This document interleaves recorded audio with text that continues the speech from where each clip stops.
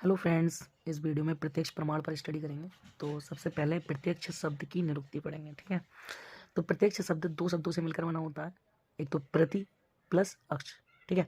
तो प्रति माने होता है मतलब सामने, और अक्ष मतलब आँख के सामने, मतलब आँख के सामने जो चीज़ है उसी को हम प्रत्यक्ष कहेंगे। जो हमें डायरेक्टली दिखाई दे, उससे जो डायरेक्टली ज्ञान हो, उसी को तो हम प्रत्यक्ष कहेंगे ना। लेकिन प्रत्यक्ष और चीज़ों से भी मिलकर कुछ है, उसे कहेंगे हम प्रत्यक्ष। जैसे केवल हम हमारी आँख के जो सामने है उसको प्रत्यक्ष नहीं कह सकते हैं। आँख के सामने है माना हम प्रत्यक्ष कहेंगे, लेकिन कुछ और चीज़ें इसमें ऐड होंगी। इस प्रकार देखो, प्रति माने सामने, अक्ष माने आँख, आँख के सामने। इस प्रकार प्रत्यक्ष शब्द का अर्थ है आँखों के सामने जो होता है, जो आँखों के सामने है उसे हम प्रत्यक्ष कहते हैं।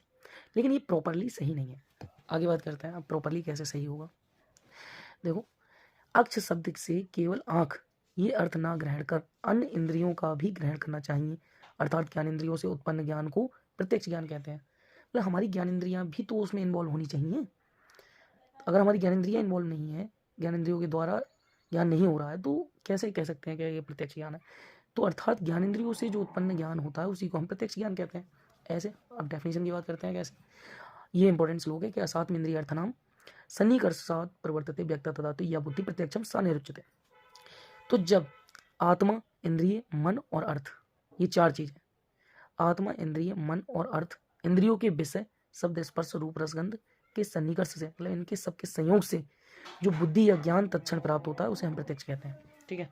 तो क्या होता है, जब हमारी आत्मा, इंद्रिय, मन, अर्थ, इंद्रियों के विषय जैसे शब्द स्पर्श रूप रसगंध, इनके जब सन्निकर्ष, इनके संयोग से जो बुद्धि या ज्ञान मिलता है, हमें तत्क्षण प्राप्त होता है, उसको हम प्रत्यक्ष कहते हैं।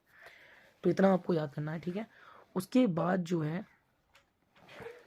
उसके बाद आते हैं प्रत्यक्ष के भेद पर, ठीक है। तो यहाँ पर हमने प्रत्यक्ष की निरुक्ति पढ़ी, प्रत्यक्ष की डेफिनेशन पढ़ी।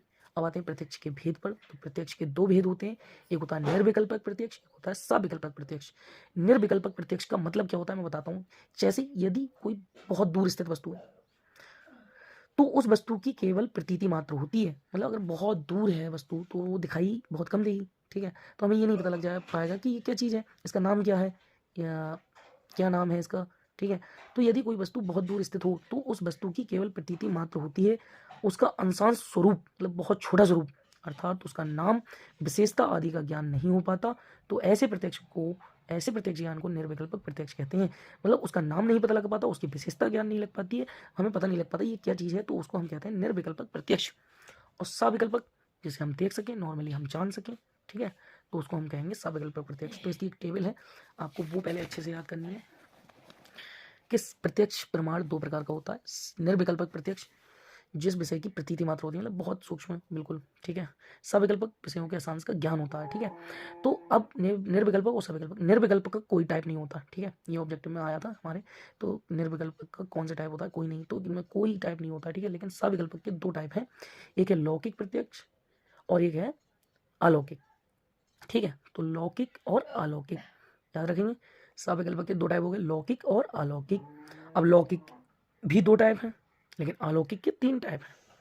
तो लौकिक के दो टाइप कौन से हैं, बाह्य और अभ्यंतर, ठीक है। बाह्य और अभ्यंतर। बाह्य कौन कौन से हैं, पांचों ज्ञानेंद्रियां, जैसे श्रावण, त्वच, चाक्षुष, रासन और घ्राणज, ठीक है। और अभ्यंतर में केवल एक आता है, मन, ठीक है। इतना याद रखेंगे कि लौकिक दो टाइप का, बाह्य अभ्यंतर। बाह्य पांच प्रकार का है, श्रावण, त्वचा, चाक्षुष, रसन, घ्राणज, और ये हो गया हमारा अभ्यंतर केवल मन। और अलौकिक हमारा तीन टाइप का है, सामान्य लक्षण, ज्ञान लक्षण, योगज। सामान्य लक्षण, ज्ञान लक्षण, योगज। और योगज भी दो टाइप का, युक्त और युंजान। इतनी टेबल आपको याद रखनी है, ठीक है। तो ये आपका था प्रत्यक्ष प्रमाण का पहला लेक्चर वीडियो। अब बाकी जो पार्ट है सेकंड लेक्चर में बताऊंगा। पहले इस टेबल को आप अच्छे से याद कर लीजिए, देन मैं नेक्स्ट वीडियो में भी इसे रिवाइज करा दूंगा, उसके बाद ही आगे बढ़ूंगा, ठीक है। तो प्रत्यक्ष प्रमाण का जो है दो टाइप होता है, निर्विकल्पक प्रत्यक्ष, सविकल्पक। निर्विकल्पक का कोई टाइप नहीं है, सविकल्पक के दो टाइप हैं, एक है लौकिक और एक है अलौकिक। तो लौकिक के दो टाइप हैं, बाह्य और अभ्यंतर। बाह्य के पांच टाइप हैं, श्रावण, त्वच, चाक्षुष, रसन, घ्राण, ये पांचों ज्ञानेंद्रियां, ठीक है। और यहाँ पर अभ्यंतर का एक टाइप है, ये मानस, केवल मन, ठीक है। और अलौकिक के तीन टाइप है, सामान्य लक्षण, ज्ञान लक्षण, योगज।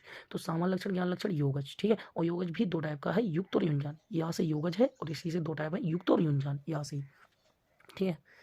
तो इतना आपका हो गया, तो मिलते हैं नेक्स्ट वीडियो में, तब तक के लिए ओके बाय।